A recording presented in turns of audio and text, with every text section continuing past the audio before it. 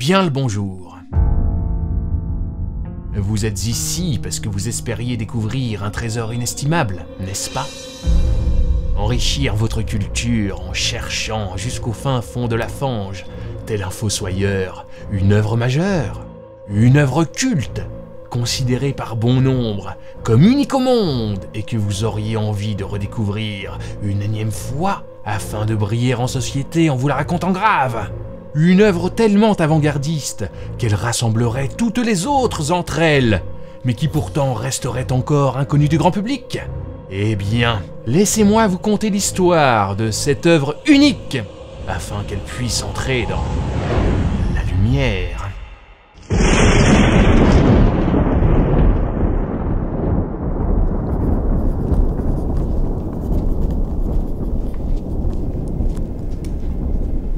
Je forme une entreprise qui n'eut jamais d'exemple et dont l'exécution n'aura point d'imitateur. Je veux montrer à mes semblables un homme dans toute la vérité de la nature. Et cet homme, ce sera moi.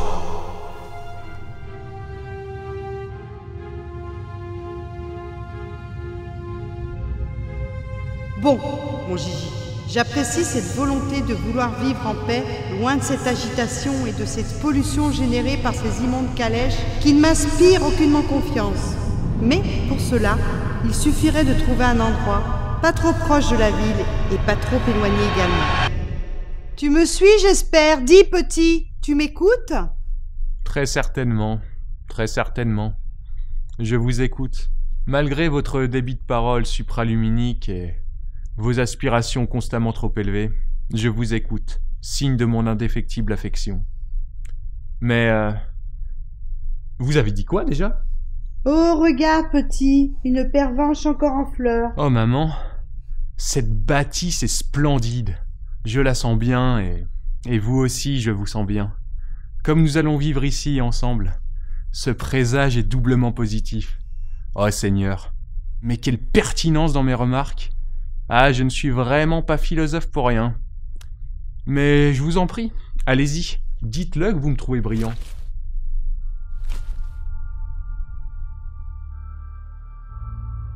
Comme dans toutes les meilleures histoires, la mienne débute dans un décor remarquable et mystérieux.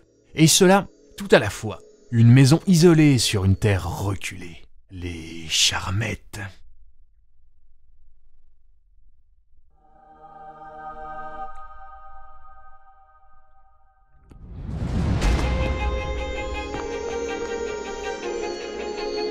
C'est ici que commence le court bonheur de ma vie. Et que durant les années qui suivirent, j'ai pu acquérir un grand pouvoir que je ne soupçonnais pas encore.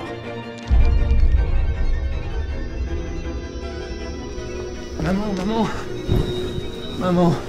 Mais des zones d'ombre viendraient tôt ou tard noircir ce tableau idyllique.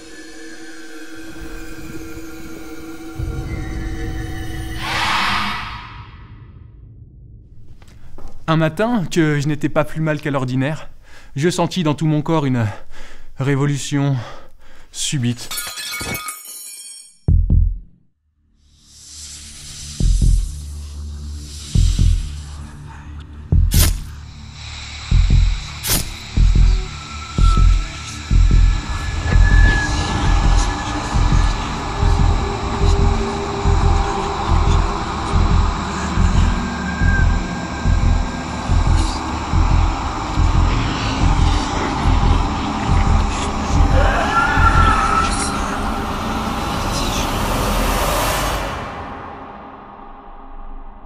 La totale privation du sommeil qui se joignit à tous ces symptômes acheva de me persuader qu'il me restait peu de temps à vivre. Maman me fut, en cette occasion, beaucoup plus utile que tous les théologiens ne me l'auraient été. Elle, qui mettait toutes choses en système, n'avait pas manqué d'y mettre aussi la religion. Si vous pensez que je ne suis qu'une femme à l'érudition développée, c'est que vous ne mesurez point l'ampleur de ma foi. En me soumettant à l'Église, vous avez pu voir que je défends des valeurs comparées à toutes ces salopes qui se pavanent avec des célébrités éphémères au destin de poètes maudits. La croyance me transperce de bout en bout. Ainsi ouverte, la lumière pénètre en moi et éclaire chaque fragment de ma conscience. Alors, dit comme ça, ma prière ne t'inspire pas, mon petit? Bien que je l'appelle maman, cette grande dame aux faux airs de Madame Claude n'est absolument pas ma génitrice. Et pour cause, il s'agit de my first, my last, my everything. Héritière d'une famille de nobles, des nantis quoi, enfin, des bourges pour les incultes, elle épousa à l'âge de 14 ans un certain Monsieur de Varins, bien avant que le mot pédophilie ne soit attesté dans nos dictionnaires. Cette union n'ayant pas été un franc succès, Madame de, car c'est ainsi qu'elle s'appelle, profita de la visite du roi Sarde dans une taverne non loin d'ici pour décamper de chez elle. Étant tombée sous son charme, le roi la prit sous sa protection, lui donna une quantité non négligeable de moula, comme vous dites actuellement, et cela afin qu'elle abjure sa foi et se convertisse, et tout ça, et tout ça, et tout ça. Mais je reviens à moi. J'ai dit que j'avais apporté des livres.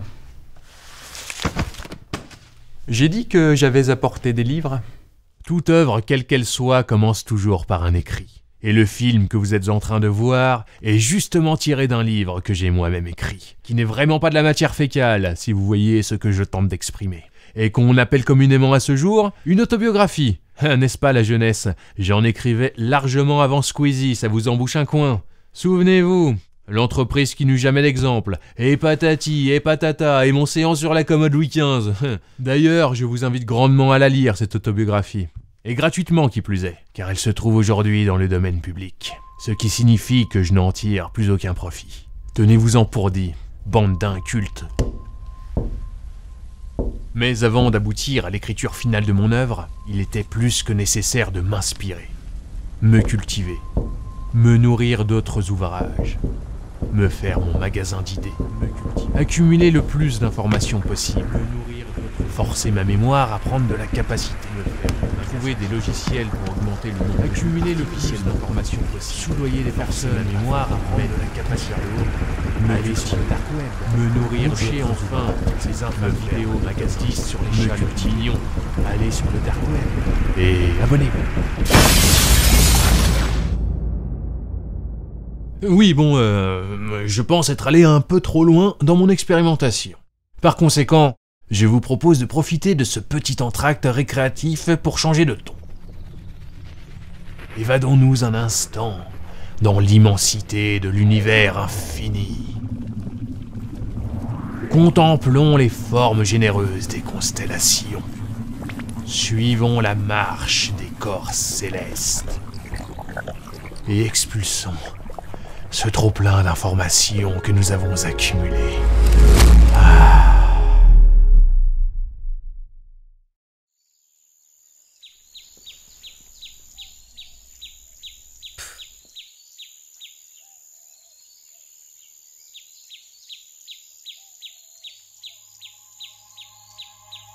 Tel était mon petit train-train aux charmettes, mais sans Milou, hélas.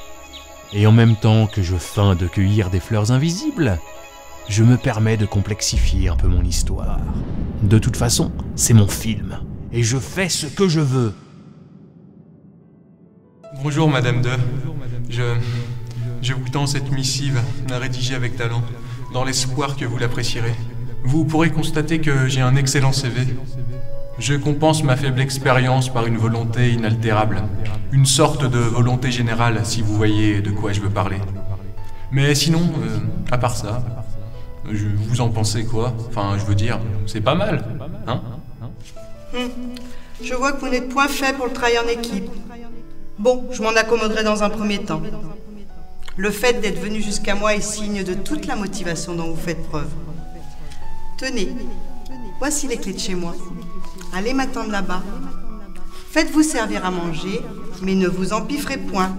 Le poste que vous briguez demande une certaine condition physique. Nous reparlerons de tout ça juste après la messe.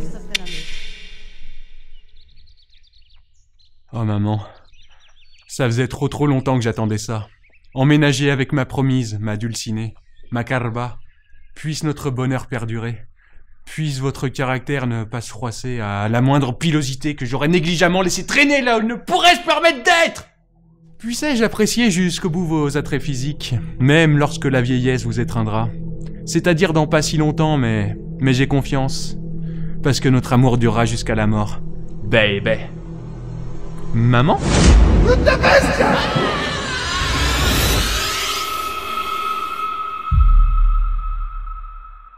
Ma santé ne rétablissait point.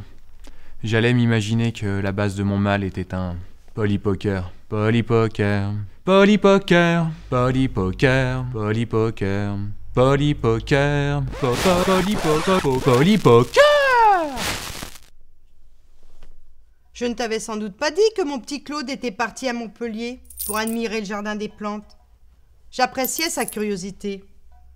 Lui au moins il ne restait pas cloîtré à parler de ses souffrances et à écrire dessus, encore et encore et encore et encore et encore. Eh bien, je crois que nous n'échapperons pas à un autre flashback inutile. Cette fois-ci, celui du petit, et j'insiste bien sur le mot petit, Claude Hannet. Un jeune homme nouvellement converti avec qui elle s'était associée. Un jour où il allait chercher du génépi en montagne afin de se la coller pour l'hiver, ce crétin cosmique se chopa une pleurésie de derrière les fagots et en mourut. Ben oui, il se bougeait un peu, lui. Cesse de te morfondre. Et puis, polypoker. Ne trouves-tu pas cette dénomination absolument hilarante? Cela sonne comme un jeu pour petite fille. Ça ne peut pas être si grave. Le docteur Freeze, en plus d'être un homme chaleureux, a la capacité de guérir le mal dont tu prétends souffrir. Va donc lui rendre visite. Ça ne te fera pas de mal de voir du pays. Et entre nous, ne me dis pas que tu cracherais sur les soirées étudiantes de Montpellier, n'est-ce pas? Pour des raisons logistiques et financières, les scènes qui vont suivre seront également mises en scène sous forme de dessins animés que j'introduirai par le biais je sais pas moi, tiens, la peinture de cette montagne carnivore fera très bien l'affaire. Et me voilà donc parti pour Montpellier. C'est moi que vous voyez dans la chaise à porteur là. Pas mal non, c'est français. D'un coup, d'un seul, une bonne femme aux formes bien généreuses, qui s'appelait sans doute Mélanie, m'aborda assez directement sans que je ne voie vraiment ce qu'elle me voulait. Faute de conversation très éloquente, sa gestuelle et ses agaceries me firent comprendre qu'elle me réservait un sortilège très spécial.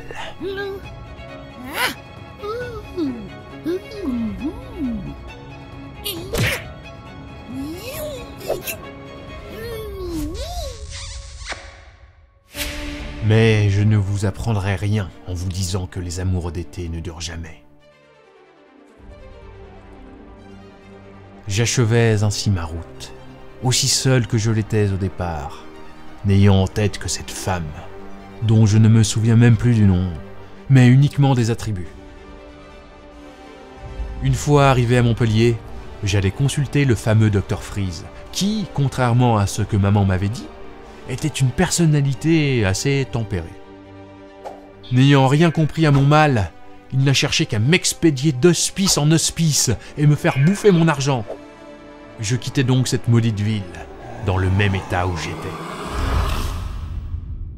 Les souvenirs de maman réveillèrent un sentiment de culpabilité que j'avais refoulé durant ma route. Guidé par la lueur de la rédemption, je regagnais les Charmettes en ne pensant qu'à consacrer le reste de ma vie au service de la meilleure des femmes.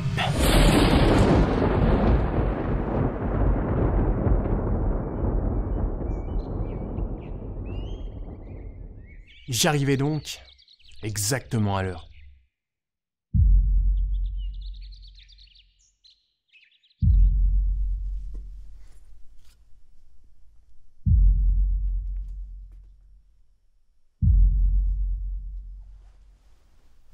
Ah, t'es là, petit? Bien le voyage? Ça va? Mais maman, qu'est-il advenu de vous? Je ne retrouve plus votre verve habituel. Et quelles sont les raisons de ce silence prolongé? Vous n'avez donc point reçu mes missives? Oui, et ce n'est pas parce que je suis en déficit de verve que tu dois te sentir obligé de forcer la tienne. À en juger par vos absences totales de réaction, j'aurais pensé que ce ne fût le cas. Ce petit homme qui vient d'entrer dans le champ de façon impromptue, tel un médiocre comédien de théâtre de boulevard, oserais-je dire de vaudeville, s'appelle Vince Winston Winsfield? Oh, mais en fait, on s'en fout. Dites-moi Jean-Jacques, car je suppose que c'est vous le petit Gigi, vu comment Madame de Varins m'a parlé de votre proportion à bâtir des châteaux en Roumanie. Et si j'ai bien compris, les lettres qui lui étaient destinées sont arrivées beaucoup moins vite que vous ne venez avec les marquises. À l'inverse du théâtre. Ce qui est intéressant au cinéma, c'est l'utilisation du montage, qui permet de totalement changer le propos d'une scène, quitte à rendre un personnage encore plus ridicule qu'il ne l'est. Vous avez compris la blague? Je disais qu'il venait à brûle-parpaing.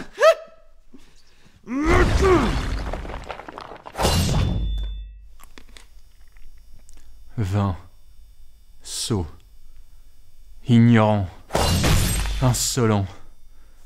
Au demeurant, le meilleur fils du monde. Maman, ce que vous faites présentement, c'est point joli. J'ai fait l'erreur de m'attacher à vous, de m'accrocher tel une tique s'accrocherait à un chien pestiféré. À cet amour sans doute trop ambitieux pour que j'en prenne pleinement soin. Ah, regardez-moi, je me meurs. Ne sois pas puéril, mon petit, même si tu philosophes énormément. Nous faisons tous preuve de niaiserie devant l'amour. Permets-moi d'user de cette phrase cliché. On peut rester amis, et même plus encore. Quand mon âme quittera mon corps, là, et seulement là, mes sentiments à ton égard en feront de même. L'amour ne se divise pas par le partage. Si tu crois que cela fasse comme avec tes bouteilles de Bourbon, comme cet enfant qui pleure l'arrivée de son petit frère parce qu'il sait qu'il devra partager ses jouets. Cette situation ne m'enchante guère. Ce n'est point que je vous compare à un vulgaire objet, mais quand même, un peu. Et puis vous avez vu la tête de mon frère? Cependant, toujours, vous aurez mon respect et mon adoration. Même si son premier hochet est cassé, le souvenir qu'on aura l'enfant restera intact. Ah, on ne dirait pas comme ça, mais cette comparaison est extrêmement romantique.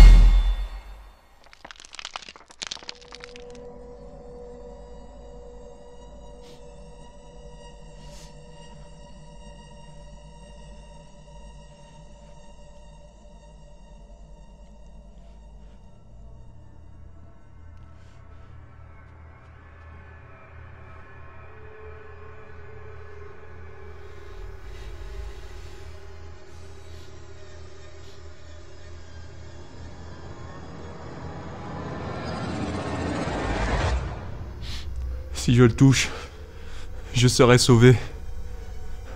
Si je le manque, je serai maudit.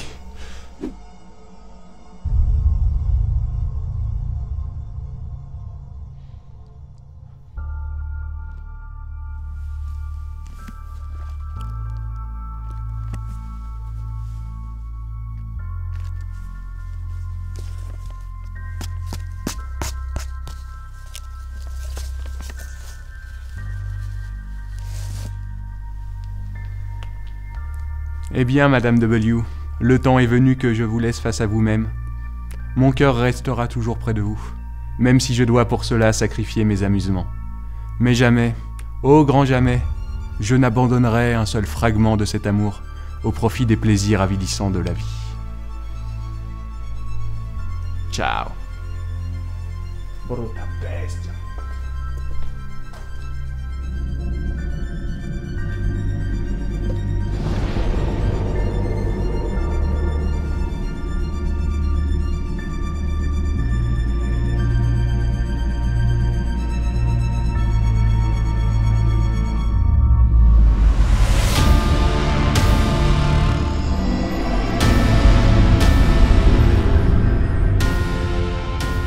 Et c'est ainsi que mon œuvre se termine, si peu originale soit-elle, en espérant qu'elle ait pu vous divertir, car c'était son unique but, en dehors du fait qu'elle puisse aussi être diffusée sur une chaîne culturelle, comme Arte par exemple.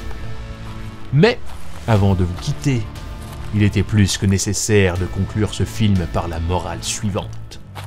Si un pauvre vagabond sans culture a eu la chance de laisser à la postérité une création artistique aussi importante que sa propre vie, c'est bien que cette chance peut être donnée à n'importe qui. Alors, Qu'est-ce que vous attendez? C'est à vous de jouer maintenant.